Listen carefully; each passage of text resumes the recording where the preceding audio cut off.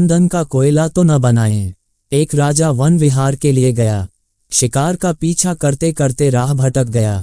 घने जंगल में जा पहुंचा। रास्ता साफ नहीं दिखाई दे रहा था। साथ में कोई नहीं था। रात हो गई। जंगल के हिंसक पशु दहाड़ने लगे। राजा डरा और रात्रि बिताने के लिए किसी आश्रय की तलाश करने लगा। ऊंचे पेड़ पर चढ़कर देखा तो उत्तर दिशा में किसी झोपड़ी में दीपक जलता दिखाई दिया। राजा उसी दिशा में चल पड़ा और किसी वनवासी की झोपड़ी में जा पहुंचा। अपने को एक राह भूला पथिक बताते हुए राजा ने उस व्यक्ति से एक रात निवास कर लेने की प्रार्थना की। वनवासी उदार मन वाला था। उसने प्रसन्नता पूर्वक ठहराया और घर में जो कुछ खाने को था देकर उसकी भूख बुझाई। स्वयं जमीन पर सोया और अतिथि को आराम से नींद लेने के लिए अपनी चारपाई दे दी। राजा ने भूख बुझाई, थकान मिटाई और गहरी नींद सोया। वनवासी की उदारता पर उसका मन बहुत प्रसन्न था। सवेरा होने पर उस वनवासी ने सही रास्ते पर छोड़ आने के लिए साथ चलने की भी सहायता की। दोनों एक दूसरे से अलग होने लगे तो राजा को उस एक दिन के गान और आतिथ्य का बदला चुकाने का मन में विचार आया। परंतु क्या दे? कुछ दे भी तो उस एकांतवासी के पास चोर रहने भी नहीं देंगे।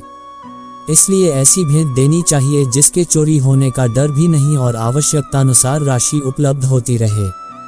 उसी जंगल में राजा का एक विशाल चंदन का बगीचा था। उसमें बढ़िया चंदन के सैकड़ों पेड़ थे। राजा ने अपना पूरा परिचय वनवासी को दिया और अपने हाथ से लिखकर उसे चंदन के बगीचे का स्वामी बना दिया। दोनों संतोष पूर्वक अपने अपने घर चले गए।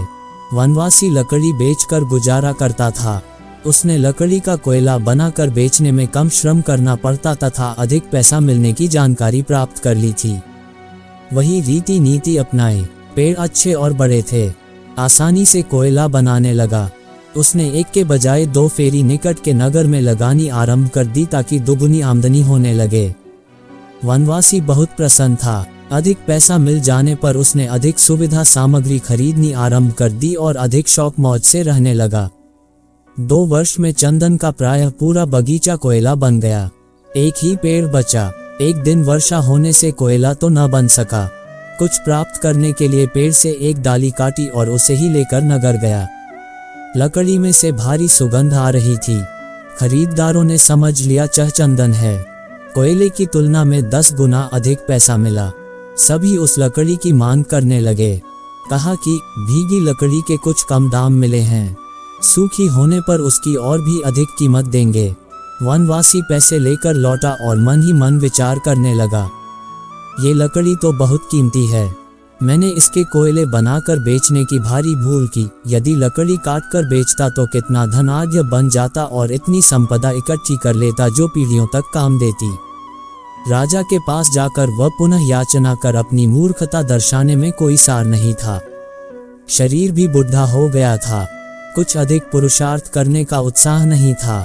झाड़ियां काटकर कोयले बनाने और पेट पालने की वही पुरानी प्रक्रिया अपना ली और जैसे तैसे गुजारा करने लगा। मनुष्य जीवन भी चंदन का उद्यान है। इसकी एक एक टहनी असाधारण मूल्यवान है। जो इसका सदुपयोग कर लेता है वो धन्य हो जाता है।